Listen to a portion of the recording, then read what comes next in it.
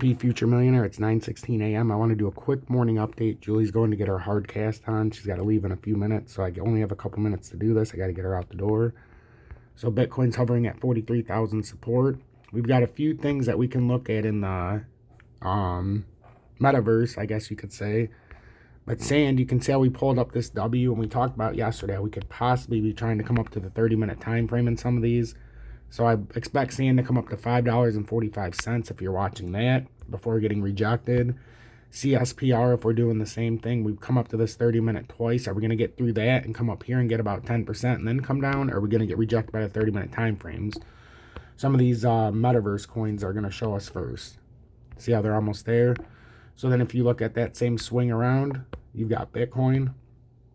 Are we going to do the same thing and then swing around and try to come up here to back test? That's what we talked about yesterday, and that's why about 45,500 back tests is what I've been watching for today.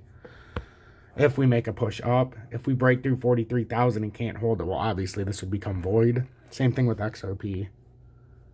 We could have did this to come back up, retest this at about 80 cents, 82 cents, just to get rejected after. That seems like a likely scenario if we can fight through some of these moving averages.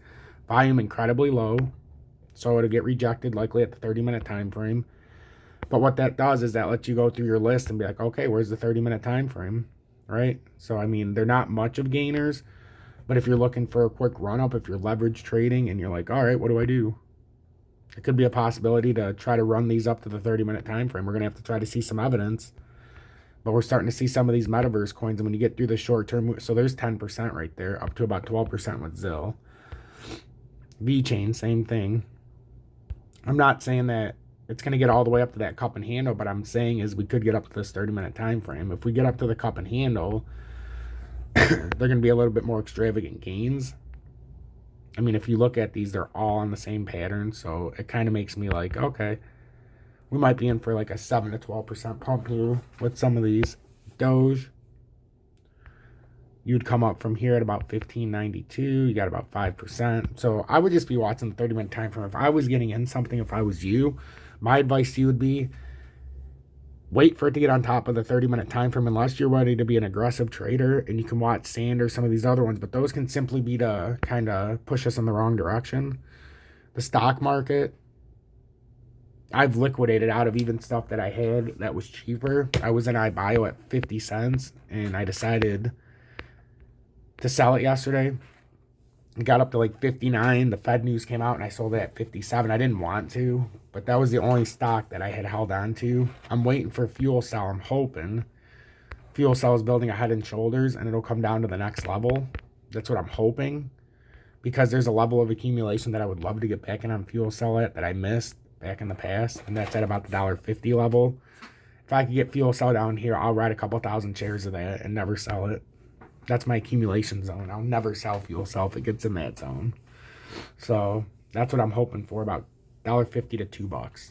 So, and I'll buy 2,000 shares, $2,000 worth. I've got set to the side on my IRA. That's just waiting to be used. I never add to it anymore, but there's $2,000 there that's ready for Fuel Cell. And then I know we've been jumping around a little bit here. Gold markets, gold's down 1987. It's finally rounded and broke the 1800 handle. I think gold's got to have a severe reversal real quick here. We've got silver down 3.30% to 2204. So we lost the handle there. Fortuna Silver Mines is down 8% from yesterday down to 361. We're waiting for that to come double bottom. So that's the whole landscape of the market. I'll come back and update you when appropriate. But like I said, a synopsis real quick. Bitcoin, 43,000 support that it fell under. So now it could be using that as resistance. XRP's got 75 support, 707 underneath support, 80 cents overhead resistance. Bitcoin's got 43.5 overhead resistance, or 43.8, 43,000 support, and 42,000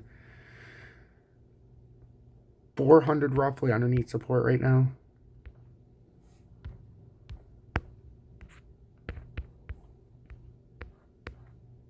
$42,499 is the underneath support. Stay blessed, everybody. Make sure to hit that like button.